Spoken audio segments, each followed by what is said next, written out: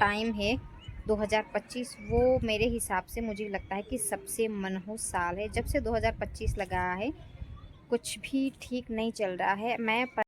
Hi friends, good morning. कैसे हैं आप सब? अभी टाइम हो रखा सुबह सुबह का, बहुत अच्छा वाला बादल भी हो रखे, बट काम है, कैमरे में नहीं दिख रहे हैं। और कल बारिश हुई ना, जिसकी वजह से मौसम बहुत ज़्यादा वाला अच्छा हो गया, मतलब बहुत। और मतलब चिड़ियों की भी आवाज़ आ रही है इधर उधर से।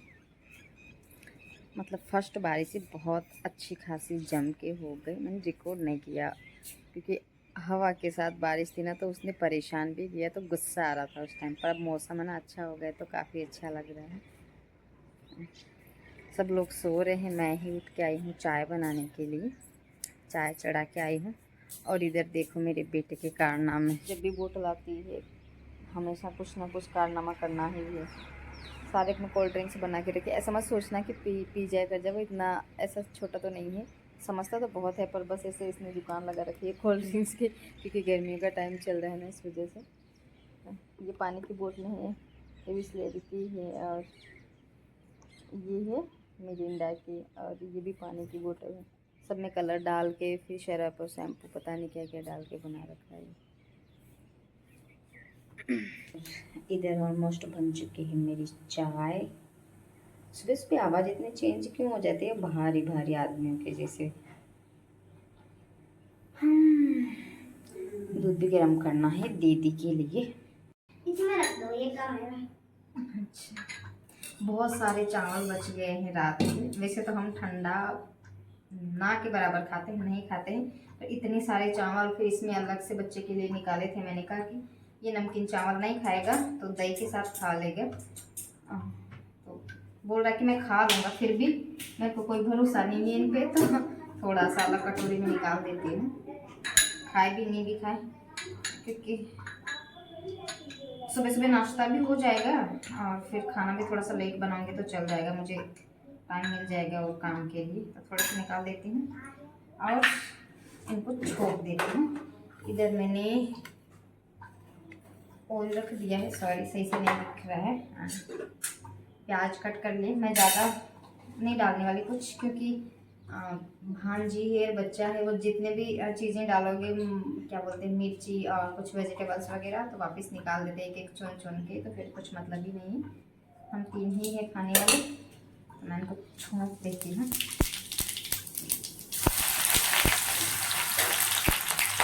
फाइनली बन गया झटपट से।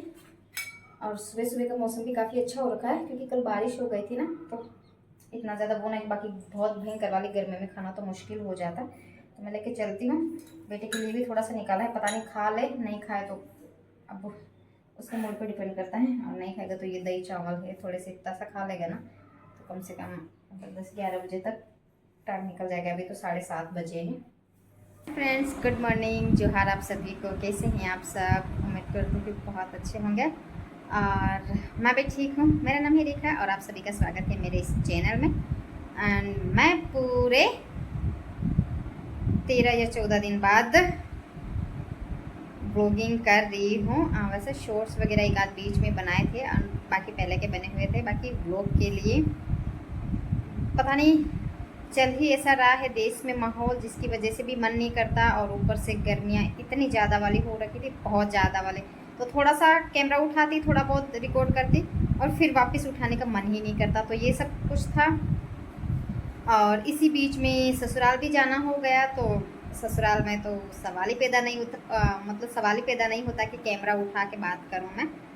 एंड कल बारिश हो गई अच्छी खासी वाली, तो आज मौसम एकदम औसम वाला हो रखा, मतलब बहुत ज़्यादा ठंडा ठंडा। अभी 10 बजने वाले हैं, 9:52 हो रखे हैं। तो मैंने सोचा चलो और कुछ बातें भी करनी है आप लोगों से, एंड कुछ आपकी सुननी है, कुछ मेरी सुनानी है। तो इसी वजह से, और कुल मिला के ये भी है ना कि अब बहुत दिन हो जाते हैं ना, छोड़ देते बिल्कुल भी कैमरे के सामने बोलना, तो फिर से वही वाला हो जाता कि शुरू में स्टार्ट करा था, सही से बोलना नहीं आता है, थोड़ा सा कॉन्फिडेंस भी लो हो जाता है, बहुत सारी चीज़ें, कैमरा पकड़ना नहीं आता है। तो इस वजह से बीच बीच में लाइव के साथ साथ में ये भी ज़रूरी है। इन महाशय को बोला था चलो नहला दूं, तो ये नहाने के लिए मना कर दिए। अब फिर बाद में फिर से मेरे को गीला होना पड़ेगा। और इनके दांत देखो कैसे हो गए। अगर आप लोग इंस्टाग्राम से जुड़े हुए होंगे और आपने स्टोरी देखी होगी शायद। अब छोड़ो, अब जाऊंगी मैं किचन में खाना बनाने के लिए। तो मिलते हैं खाना बनाने के बाद में। आज मैं बनाने वाली हूँ पापड़ की सब्ज़ी। इधर पापड़ सेक लिया, और इस बार वाला पापड़ पता नहीं थोड़ा सा है ना खाने में अलग टेस्ट है, तो मेरा बेटा खाता नहीं है, तो ये सब्जी बना बना के ही ख़त्म करना पड़ेगा।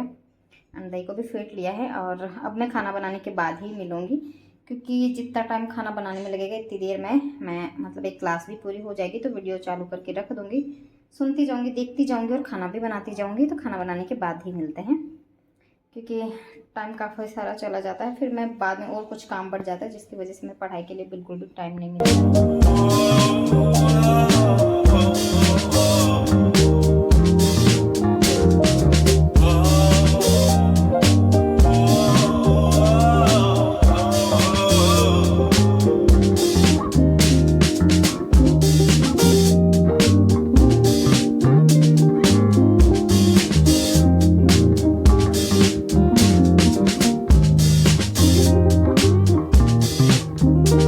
होनी चाहिए कि फ्लाइट 10 मिनट की, तो उसी के अंदर से जो मिले।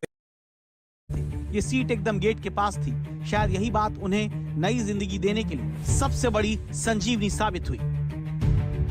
विश्वास खुद बताते हैं कि जब प्लेन हॉस्पिटल की इमारत में घुसा तो उनकी सीट की साइड में थोड़ी जगह थी, जबकि दूसरी तरफ से प्लेन दीवार से सटा था। विश्वास कुमार की तरफ का दरवाजा टूटा तो वो जगह होने के चलते बाहर निकलने में कामयाब रहे, जबकि दूसरी साइड के यात्रियों को हिलने का भी मौका नहीं मिला। इसके अलावा विमान का बाकी हिस्सा क्रैश होकर भीषण आग लगने से तस्वीरें बोल नहीं सकती। पर आस्था का महासमागम होने वाला है। 13 जनवरी से शुरू होकर 26 फरवरी को महाशिवरात्रि के शाही स्नान के साथ यह आयोजन समाप्त होगा। करोड़ों श्रद्धालुओं की भीड़, गंगा यमुना और अदृश्य सरस्वती का संगम और हर जगह गूंजती हुई भक्ति की आवाजें। पर आज बात सिर्फ 2025 के कुंभ की नहीं, बल्कि उस कुंभ की करेंगे जिसने भारत के इतिहास में नई लकीर खींची। यह कहानी है 1954 के कुंभ मेले की, जो आजाद भारत का पहला कुंभ था। यह मेला सिर्फ एक धार्मिक आयोजन नहीं था, बल्कि भारतीय प्रशासनिक व्यवस्था और समाज के विश्वास का पहला बड़ा इम्तिहान भी था। तो चलिए जानते हैं आजाद भारत के पहले महाकुंभ के बारे में।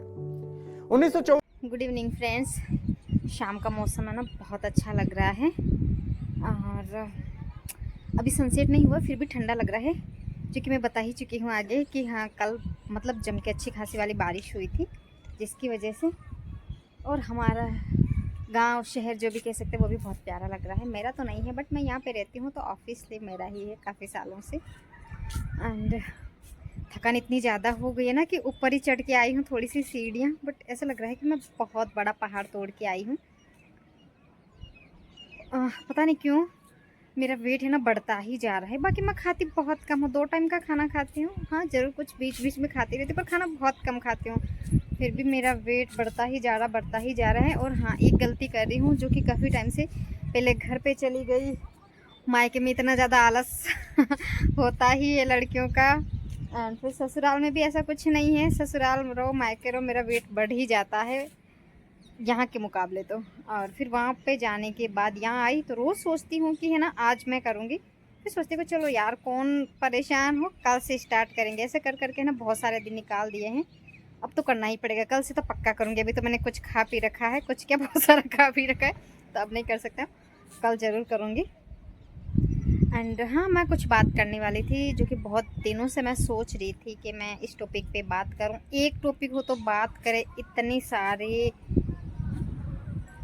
पता नहीं क्या हो रहा है हमारे देश में, तो कभी कभार तो मन बिल्कुल भी नहीं करता है कि मैं कुछ काम मतलब उठा के वीडियो बाहर आई हूँ कुछ बात करने के लिए। उधर बालम छोटा गाने चला रखे हैं, और पता नहीं कॉपीराइट आ जाएगा तो फिर कुछ मतलब ही नहीं रहेगा। क्या करूँ, अंदर चल जाऊँ या पता नहीं, इधर उधर से सब जगह से आवाज़ आ रही है। अब देखते हैं कैसे क्या होता है।